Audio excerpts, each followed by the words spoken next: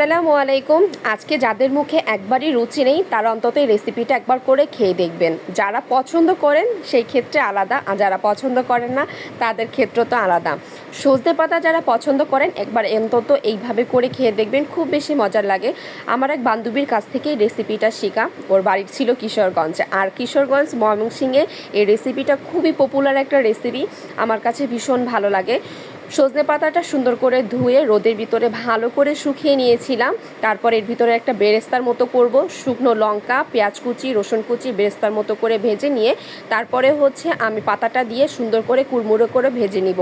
গরম ভাতের সাথে বিশ্বাস করেন এত বেশি মজার লাগে, এটা দেখে মনে হয় আমার এখনও খেতে মন চাচ্ছে। আর সজনে পাতার গুণ সম্পর্কে আমি আর কি বলবো, আপনারা সবাই এই ব্যাপারে অনেক বেশি অবগত আছেন। সজনে পাতা স্বাস্থ্যের জন্য কিন্তু অনেক বেশি উপকারী একটা জিনিস।